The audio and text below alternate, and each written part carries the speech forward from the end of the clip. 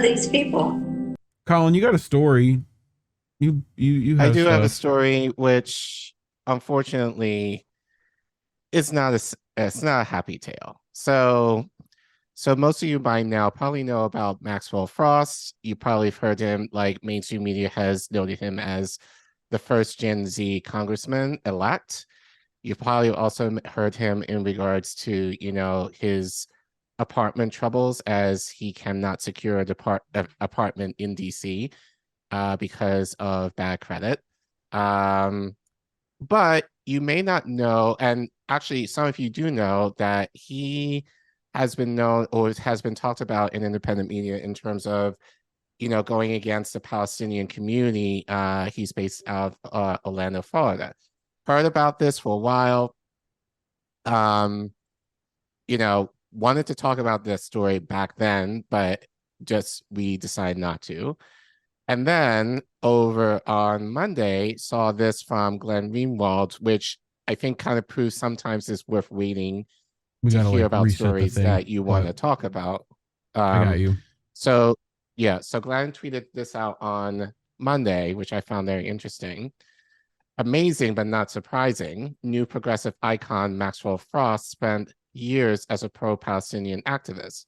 To run for Congress, he repudiated and reversed his views on Israel, cheered by Richie Torres and crypto money, enraging local activists. And then Glenn linked this article from the Middle East Eye. I forgot who wrote this as I pulled it from the reader version. Maybe. Yes. But this article was written in August. And by the way, any articles that we read will be linked in the description below. But this article reads, how Florida progressive Maxwell Frost courted Palestinians, then abandoned them. Maxwell Frost has made national headlines. After winning the highly contested Democratic primary election for Florida's 10th congressional district in August, the 25-year-old progressive now stands a chance of becoming the first Gen Z member of next year's Congress, which he now has.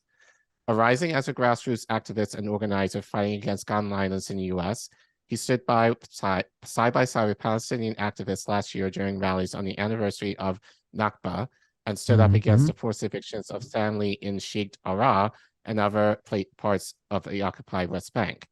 So last year, when he thought of running for Congress, Rashad Murak, a Palestinian American and grassroots organizer in the Orlando area, saw no reason not to support him. Maxwell is someone I've known for a few years. We've organized together post-George Floyd in the streets for Black Lives and for a free Palestine, Mubarak told Middle East Eye. Okay, and then next slide. Whoop. Let's go find out. Too. Yeah. There you go. So many young people felt compelled to be a part of his race because of his vocal and bold voice on Palestine, leading many members of the Florida Palestine Network to participate in his initial launch campaign video. Essentially, he built his campaign off our pain and our hope to elect another voice into Congress who advocated for a free Palestine. Frost was embedded in local Palestinian activist circles, and was even in a group chat with all the pro-Palestinian organizers in the Orlando area. He had signed the Palestinian Feminist Pledge, which calls for supporting the Palestinian-led boycott, divestment, and sanctions (BDS) movement, ending military aid to Israel, and rejecting the conflation of anti-Zionism with anti-Semitism. Sounds great. I'm getting a lot of was and had. Yeah. He also signed a similar pledge from the Florida Palestine Network, a local grassroots group of pro-Palestinian advocates that was sent to Congresswoman Val Demings, the lawmaker Frost is now set to replace come November. Yep. A copy of both pledges seen on IMEE showed Frost's name among the signatories. So when the FPM learned of his decision to run for Congress, they were all in support of him. Of course they were. Whoop. I had initially felt great about Maxwell as a candidate. There didn't seem to be any question about his views on Palestine. I was ready to fully support him. He was a grassroots organizer, and he was in the streets with us every single day. Said, can you zoom in a little bit, Reef? Yes. Thank you. Said Lamia Makuldan, an organizer in Florida who was shown in Frost's first campaign video. However, over the course of the next year, Frost began to receive more support on a national scale, as well as an influx of pro-Israel endorsements and corporate money from a crypto pact that was spending heavily against candidates critical of Israel. Several organizers who spoke to Middle East Eye shared their experiences of working for and supporting Frost because of his grassroots beginnings, only to have Frost later come out with a position paper that reneged on many of the promises he made to local activists. Next slide. Yeah. I was absolutely enraged. I marched alongside this guy every single day for months, Makadan said before taking a pause. At a minimum, we had a very high level of camaraderie. He had complete access to Palestinian Americans that can only give him information and experiences and share with him anything he may have needed to know or had doubts about. Mubarak had been one of the earliest individuals working on Frost's campaign. According to her, Frost came to her when he was considering a run. Mubarak supported him, knowing Frost's strong record of supporting Palestinian rights. He had been present in rallies in the Orlando area and signed multiple pledges on the issue. I actually helped Maxwell build out his campaign from scratch, his kitchen cabinet, which, Zoom please. Yep. Which operated as an advisory to the campaign. Wow. I connected him with local and national community leaders, stakeholders, and grassroots organizations across the district, but also across the state of Florida and across the U.S.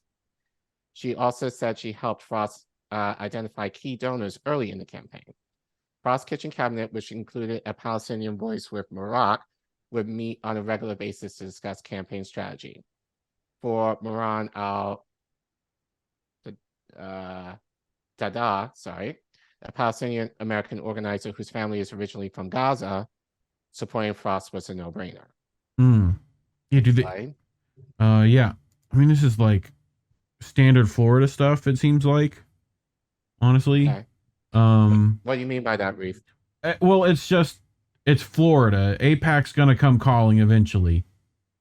Like, yeah, you know, it's well, probably outside of Israel. It's the biggest exodus of, you know, village members is down here. So, you know, like we call them snowbirds. Right. But, you know,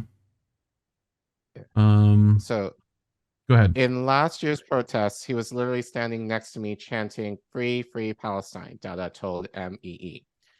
It was refreshing to have this progressive candidate finally here in Florida, and we're going to go hard to support his campaign, and we did. And we did. Next slide. Jeez. Again, folks, sorry, Colin, I don't mean to cut you off here, but look, don't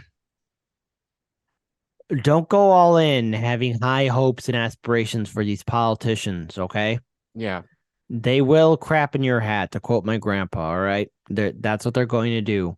There's no accountability, and the thing is, he probably, maybe at some point, Frost kind of cared. Maybe he did. But something happened, probably when he went to Washington, D.C., he realized, oh, I need an apartment. Oh, this thing costs money. Maybe I should start playing ball. Turns out maybe all the stuff he was saying he didn't believe in, which is why I'm going to say something controversial here. I apologize, but hey, you two can correct me if I'm wrong here. No apologies needed. All right. So look, in 2016, when Trump became president of the United States, or when Trump was even running in 2016, 2015, 2016, you saw this rise of activists, organizers, community organizers, you know, people saying no more hate and all this other stuff. They would be nothing without Trump. Yeah. All these people who came into power or gained prominence or either that jumped on the hype train of stopping the next Trump, all that stuff they say, all these progressive policy issues and anything else, they're just going along with it to expand their name for clout. They don't believe in it. They don't believe in it. Just like how you got these extreme right wingers who will just do this. Some of their extreme right wing, some of them probably do, but I'm willing to bet a vast majority don't really give a damn. They're just in it for the clout and the money. Does Costco the fundraising sell clout? And the power? I feel like Costco's got like a deal on clout. Yeah. The Kirkland clout. It's really great, actually. It's very good for the upper body. Nice. There you go. Does wonders for the skin. Well, Kit, I'm sorry to disappoint you, but it seems that Frost kind of capitulated way before he got into well, I'll read on and you'll see what I mean. Oh boy. Zoom in, please. Yep, I got you. Thank you. Things have been going well on the campaign. Support was growing and donations were pouring in. But a few months into last year, Mubarak and the other Palestinian activists began to harbor concerns with several moves made by Frost's campaign. One day, Mubarak noticed that a post on Frost's Instagram of a pro-Palestine rally was removed. When she brought it up to the campaign, the post was republished, but this time it no longer referenced Mubarak. Mubarak reached out to Frost demanding to know why her name was removed from the post, and according to her, Frost said that the Palestinian American's name was taken out because local endorsements had a problem with your advocacy. Wonder what that means. Oh, that's dirty. That is dirty. Damn it, Frost, you dirty, dirty bastard.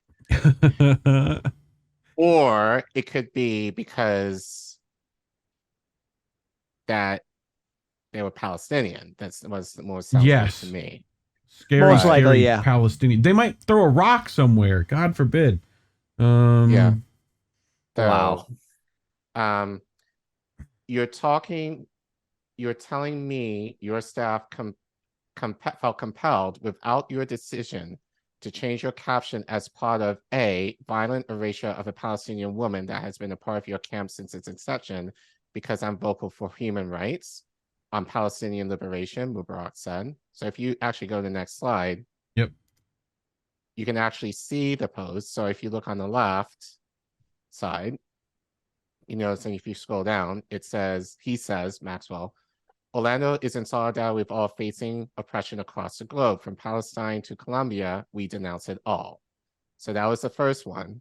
And then the second post, when he reposted it, he puts in, Orlando stands for solidarity with Palestine to Colombia. So Notice the difference? yeah, you know what? Why? Wow. Why was this change? He didn't even change the part that you should have changed if you're worried about it. Yo. Right. A bit shout out to Roshmek for leading the right. So Okay. like that was taken out. So it's just mainly the person. So oppression and denouncing it was removed. Yes. Oh, definitely No, not I'm oppression. sorry. I'm sorry. This is no. The fact that he changed it, and not only was it him making that order to somebody to change it, but originally for him to remove it, he was hoping no one would notice. Right. Right. Scumbag. Right. But she did, and he'll fit in right in with his new big sister AOC. Oh no, not even AOC. Not even it's probably worse than AOC in a lot of ways, maybe. So if I continue reading. Yes, sir. I can zoom for this one. Here we go. Thank you. Oop. One of the biggest concerns was an endorsement Frost received in March from Richie Torres, the pro-Israel progressive congressman from New York. Yay! Yo. Yay! I knew it. We called this Rich. out because we talked about this on Hardlands Media with Slaney and I think even a few other people too, in regards towards what Frost is going through. And the thing is, we all kind of joked about this, but there's going to be some congressman that's going to be knocking on good old Frost's door and be like, hey, I hear you're having some apartment troubles. Maybe I can help you out. Right. God damn. So, dirty. While many progressives in Congress have been more vocal in their criticism for Israel, Torres has often come to Israel's. Sorry, go ahead. Torres has often come to Israel's defense and has received funding from pro-Israel groups, AIPAC. Yeah. The news came as a shock to many of the Palestinians working on Frost's campaign, given that in their eyes, the two politicians' views were at odds with one another.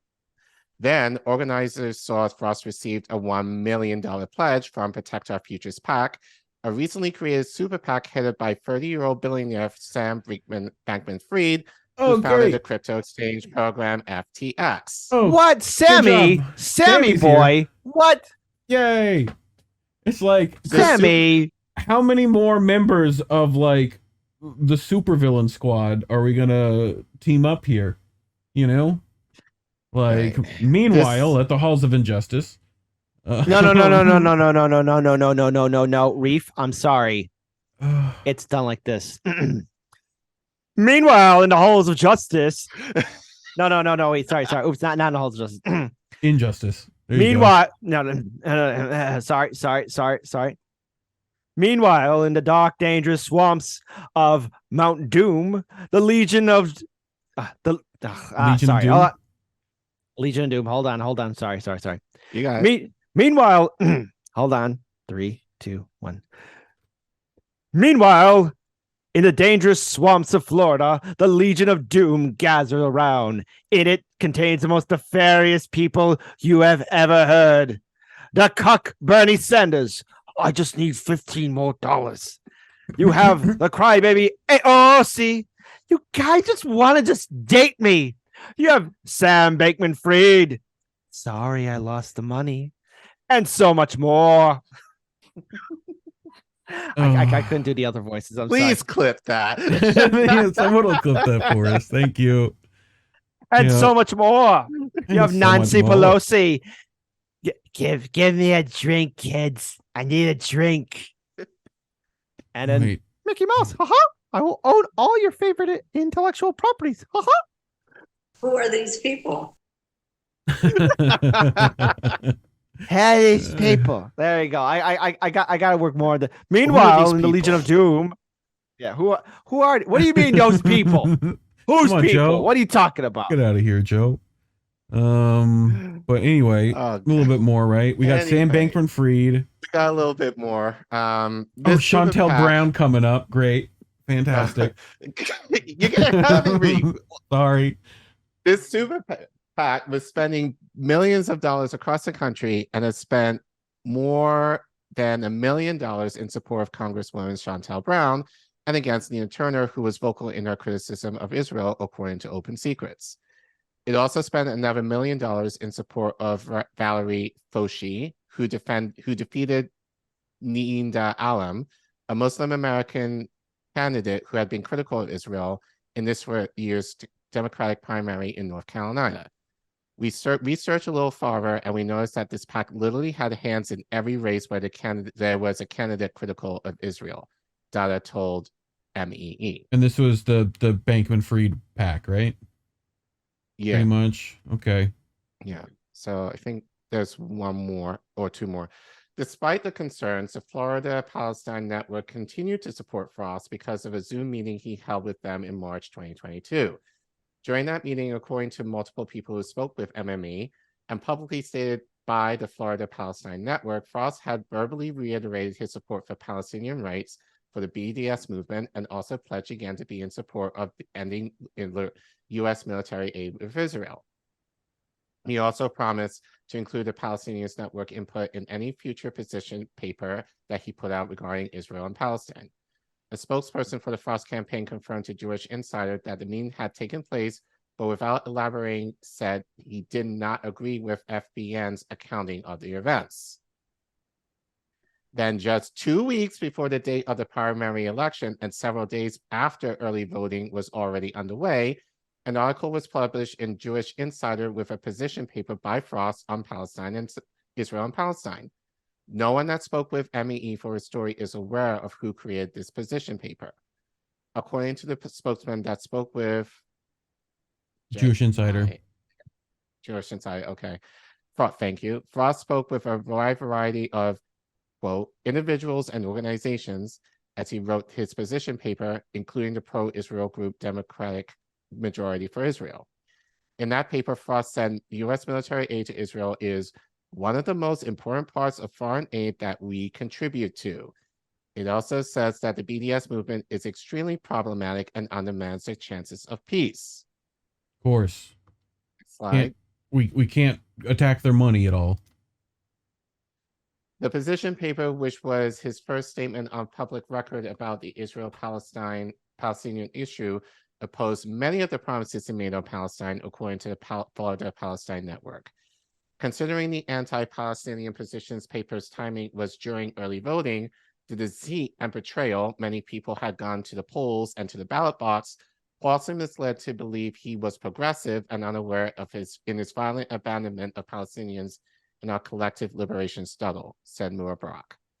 Dallas said he was completely disheartened by what had happened with Frost's campaign and feared that all the work they had done to support him would end up being used against the Palestinian rights for which he and others were fighting.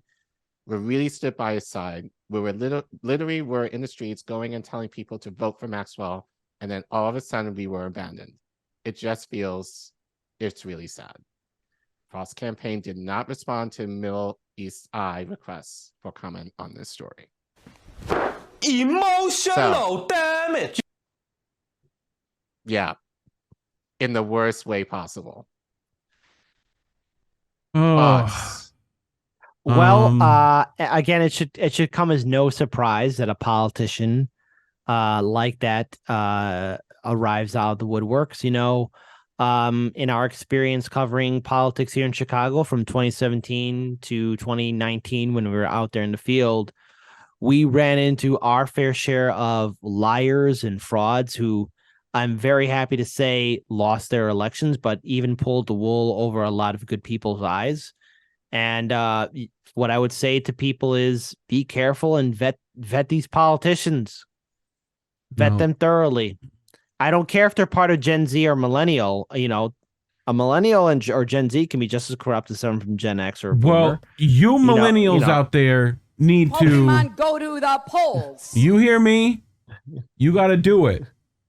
But Glenn Greenwald has some funny, words. like The nexus of Sam Bankman-Fried, Sean McElwee, and Richie Torres has been partially told, but only partially, Torres, the pure case of what AOC called Trojan horses, is being groomed for higher office, every identity box weaponized to advance his Israel fixation and status quo power.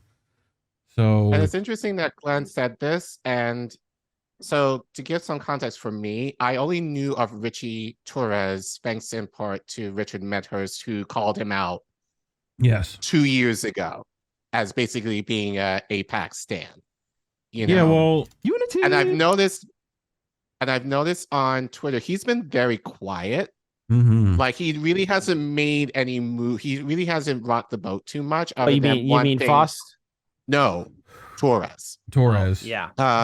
But I've noticed since Hakeem Jeffries has become, minority leader, he's been a lot more active on social media.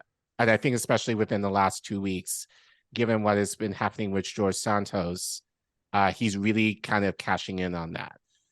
And We got to get Richie to come on and talk about it. I put this as a hot take. And again, this is just speculation, but I feel that Richie Torres is gearing himself out to be the next Hakeem Jeffries. I think just given the position that he's in, of course, he's in New York. He's pro-Israel through and through. He just is like the spitting image to me of what Hakeem Jeffries is, that what the Democratic Party in particular loves. And, he's Afro-Latino, he's gay, so he hits, a lot of those, he checks those boxes, and he's pro-Israel. So the idea that, Maxwell, is being endorsed by him and he calls himself a progressive, I think it's expected, but at the same time, it's very damning that he's already kind of capitulated to the establishment. And he's not part of Justice Democrats. He's not a part of any organization, as far as I can tell, other than what he was mentioning in this article with the presidents. But all the same, it just goes to show, as you said, Kit, don't trust them until, they show you otherwise what they're capable of doing, but yeah, I just feel bad that he basically used this community for his ends and only to really renege on everything like days before. Well, yeah, the election. Again, if I was part of that campaign, like think about how the people who went to bat for Cinema, there were so many activists and people on the left that were with her when she was an activist. Then she was with the Green Party. Then she was with Progressive Democrats. And as soon as she got her seat of power, all those activists, Green Party people, Progressive Democrats, Justice Democrats, they got a whole bunch of knives in their back because that's what Cinema did. That's what Frost did to all his supporters. He doesn't care about you. Right now, what he's thinking is, okay, if I continue to do a good job, maybe I could get enough suckers to vote for me next election and I have Democratic establishment support. Right. That's what he's going to try and do. Yeah. What it is was a ladder was built for him. He climbed up the wall and then pulled the ladder up right after him, so no one can climb up after him. Right. And of course, nothing on mainstream media is mentioning this at all. He hasn't been held accountable for this. No, but he should be. He should be, but he's right now considered the darling. Obviously, like the big thing story right now, as I said earlier, like he can't find an apartment. Now, I know where he wants to live. He wants to live, if those of you know in DC, he wants to live in Navy Yard, which is the neighborhood where AOC lives. AOC, who drives a Tesla, by the way. Right. I'm fairly certain he's trying to live in the building that AOC lives in. But he wants to date her. He just wants to date her. But you know what? And he's mentioned, like this. He said he will be okay because he's in Congress. Like millions of people who are struggling with the same issue that he is will not be so lucky. I'm very glad he mentioned that. The question is that I have for him is, what do you plan to do about it? Like, are you going to use this experience to really advocate for people, especially in low income situations who have bad credit, as far as ensuring that they get housing? My guess is probably not. So, you want to have Glenn finish this out? Quick minute. Yeah, very quick minute. So Glenn this was when Glenn interviewed AOC, regarding, like basically stuff like what Frost just did, not in this case, but just in general. And notice what she was saying here. And, you can tell this was back in like when 2018. Yeah. So if you want to play it, Reef. User on through.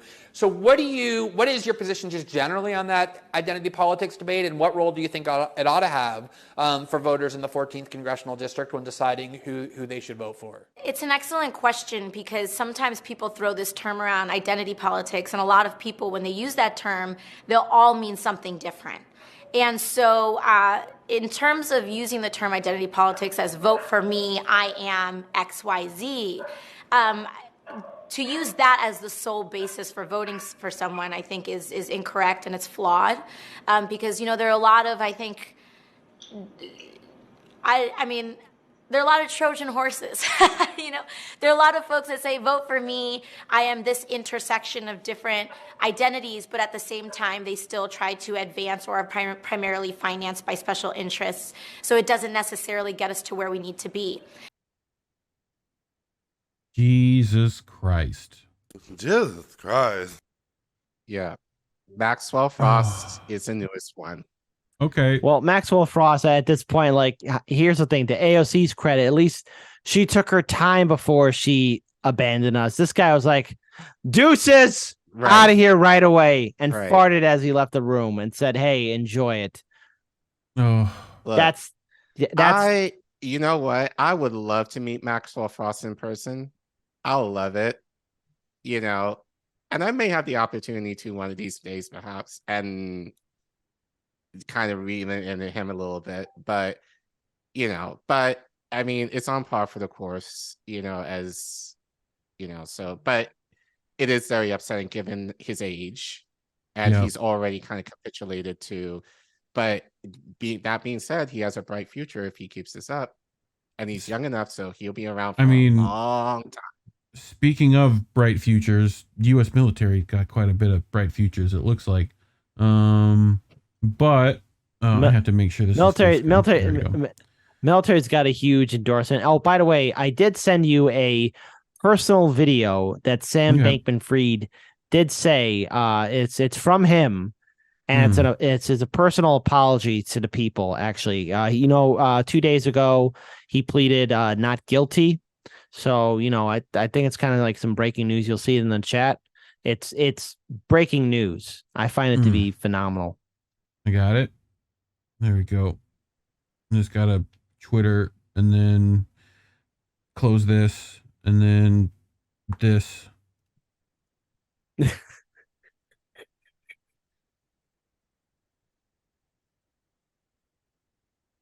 There's no sound. There's no sound. Overleveraged Ponzi slush fund for myself. Hey, hi. I'm SBF, founder and CEO of FTX. My accidental theft of our customers' life savings to create a giant overleveraged Ponzi slush fund for myself is a tragedy that should have never happened. And to all those affected, I want to say I am deeply sorry. I'm sorry. I'm sorry. I'm sorry. I'm sorry. Sorry. Oops. Sorry. Sorry. I'm sorry. Fuck that one. Sorry. Is he playing Diablo 2? No, that's StarCraft. One of those. I'm deeply sorry. Hey, politicians! Yay! Oopsie doopsie. Ladies and gentlemen, we got him. Dun, dun, dun, dun, dun, dun, dun, dun, dun, dun. And he's gone. Some breaking news in the case against disgraced crypto founder Sam Bankman-Fried. He was just released on $250 million bond. $250 million. Sorry. Do-do-do-do-do. No, I Anywho, thought the you guys Wesses. would like that. I'm sorry. I'm sorry. I didn't mean You're to. good. No, you're good, kid. dude. Well, I don't mind We you have wasting fun your here. own time. You know, I'm fine with that. We have Um, fun here. So. Yeah, we do. All right, I gotta. Sorry. Full screen. I'm sorry. Sorry.